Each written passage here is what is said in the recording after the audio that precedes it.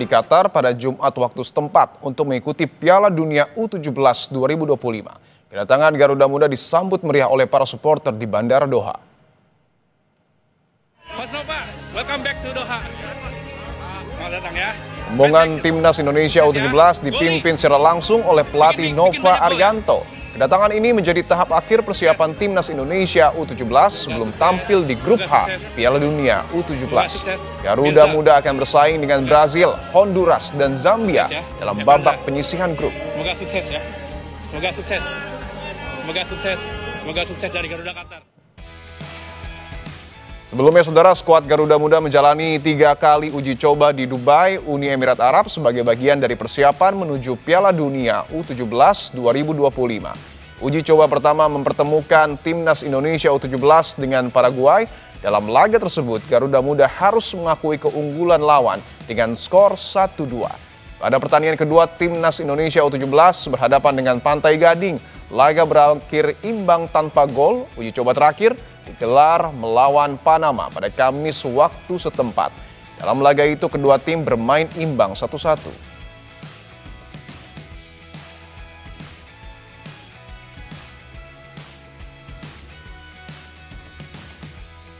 Dari Zambia kita bisa bertemu dengan Pantai Gading. Kalau kita berhadapan dengan Brasil kita bisa mencoba dengan Paraguay, dan termasuk terakhir Honduras kita bisa mencoba dengan Panama. Jadi saya lihat 3 lawan yang itu menjadi parameter kami bagaimana kita bisa melihat pemain bisa merasakan juga apa yang bisa kita persiapkan nanti di Piala.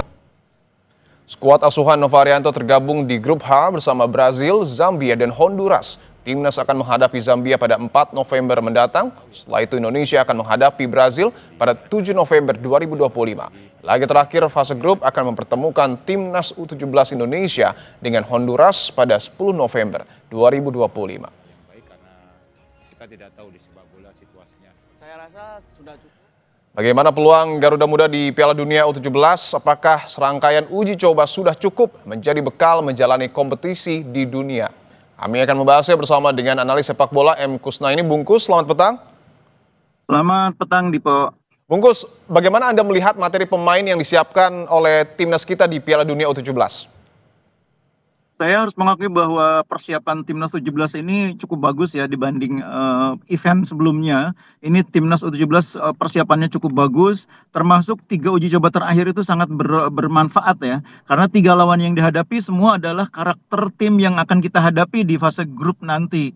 Misalnya Paraguay itu adalah tipikal tim Amerika Latin yang mirip mainnya dengan Brasil. Kemudian yang Zambia itu kan tipikal mainnya Afrika, sama seperti Pantai Gading itu kan mirip dengan Zambia. Begitu juga dengan lawan terakhir Panama itu kan mirip Honduras. Jadi artinya secara persiapan ini sudah sangat baik. Coach Nova juga selama beberapa kali TC banyak menekankan pada aspek fisik, sesuatu yang memang sangat penting untuk menghadapi Piala Dunia. Karena lawan-lawan kita ini rata-rata nanti posturnya bagus-bagus ya, tidak hanya Brasil tapi juga Pantai Gading, Zambia itu kan kurang lebih sama ya, posturnya kuat, tinggi, besar. Dan itu pemain kita sudah mulai terbiasa karena memang sudah ditempa dengan pelatihan fisik yang bagus. Jadi ini persiapan yang cukup bagus, mudah-mudahan hasilnya pun bagus. Apakah kemudian Coach Nova ini akan menggunakan pola ataupun skema permainan, Bungkus, seperti yang digunakan oleh Sintayong? Ya, itu sangat bergantung kepada biasanya pelatih melihat kondisi lawan ya, kondisi pemain juga. Jadi kalau beberapa pertandingan terakhir kan Coach Nova memang sempat berinovasi bermain dengan formasi 3 ya. 3 di belakang, 3-4-3, tapi pernah juga bermain dengan formasi 4. Cuma memang kalau melihat materi pemain yang ada, yang paling cocok sebetulnya memang lebih ke 3 ya. Di belakang ada 3 pemain belakang dengan komandannya, ada Putu Panji, kemudian ada Baker, ada Gazani. Itu saya pikir formasi yang di beberapa uji coba cukup bagus hasilnya ya. Kebetulan kita juga punya pemain-pemain muda yang bagus untuk posisi wing ya. Ada Fabio Aska di kiri, kemudian juga di kanan ada Aizar Tanjung. Ini membuat Coach Nova ini punya banyak alternatif, tidak hanya dengan formasi yang bisa berubah-ubah, tapi juga susunan pemain juga sebetulnya bisa fleksibel. Oke, berbicara soal susunan pemain, saya catat ada kurang lebih 3 pemain naturalisasi ataupun keturunan yang kemudian dibawa. Ada kiper Mike Rajasa, ada back Matthew Baker, dan juga back Lucas Lee. Sejauh mana mereka dapat berkontribusi untuk kemudian betul-betul setidaknya mendongkrak mental pemain kita di Piala Dunia U17 nanti?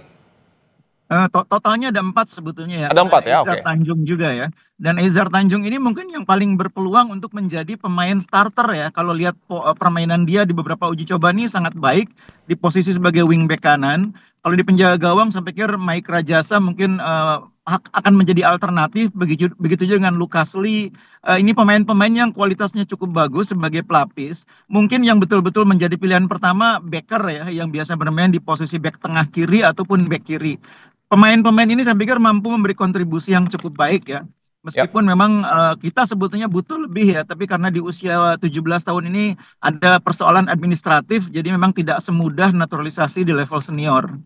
Oke, yang menarik adalah PSSI juga menargetkan lolos dari penyisihan grup H Piala Dunia U17 2025. Lawannya ada Zambia, Honduras, bahkan Brazil, Bungkus. Sejauh mana peluang kita bisa lolos? Iya mungkin sebagai target ini cukup realistis ya, sebagai target ya. Kan targetnya bukan menjadi juara, artinya lolos fase grup itu masih realistis ya. Oke. Dan ini saya pikir meskipun berat, pemain harus berani memperjuangkan. Kita mungkin masih berat ya melawan Brasil, seperti terlihat waktu kita lawan Paraguay juga kan kita agak kesulitan. Tapi melawan Zambia tidak Zambia ini tidak mustahil kita bisa ya. Karena begitu juga melawan pertandingan terakhir lawan Honduras kita masih bisa. Karena Zambia itu dibanding Pantai Gading sebetulnya lebih kuat Pantai Gading. Kita lawan Pantai Gading bisa menahan imbang tanpa gol. Zambia itu waktu di kualifikasi zona Afrika itu hanya di perempat final. Kalau Pantai Gading sampai semifinal. Artinya secara kualitas Pantai Gading itu lebih kuat dibanding Zambia. Terbukti kita bisa ambil poin kan dari Pantai Gading. Nah lawan Honduras di partai terakhir mungkin kita bisa berkaca dari pertandingan lawan Panama di uji coba terakhir. Nah mudah-mudahan pelajaran dari pertandingan lawan Panama bisa dipelajari oleh Coach Nova dan kawan-kawan untuk menemukan taktik yang tepat menghadapi tim dari Amerika Tengah Utara. Jadi peluang kita untuk lolos itu kalau kita bisa menang di pertandingan terakhir. Oke. Pertandingan terakhir fase grup. Oke, bahwa Piala Dunia tidak hanya berbicara soal skill, tapi juga soal mental. Bagaimana kemudian timnas kita harus dapat mengatasi, dalam tanda kutip, nervous untuk kemudian dapat mengeluarkan seluruh potensinya di laga nanti? Itulah pentingnya uji coba ya. Makanya saya mengapresiasi 3 uji coba terakhir yang menurut saya ini sangat baik ya. Kualitas lawan-lawan yang dihadapi sangat baik. Paraguay itu tim yang berkualitas. Begitu juga dengan Pantai Gading. Jadi keberanian pelatih mengagendakan uji coba melawan tim seperti itu harus diapresiasi sebagai keinginan untuk mengasah mental pemain juga, bukan sekedar untuk mempelajari gaya permainan lawan. Jadi pilihannya sangat positif uji coba terakhir yang 3 pertandingan terakhir ini. Oke, artinya menurut Bungkus tadi, poin kita ini sangat berpeluang didulang pada saat melawan Zambia dan Honduras. Apakah artinya kita harus bermain ofensif? Oh, itu salah satu alternatif ya. Menang Oke. itu tidak berarti harus bermain menyerang ya. Oke. Menang itu tidak berarti harus bermain dengan katakanlah 3 penyerang atau 4 penyerang.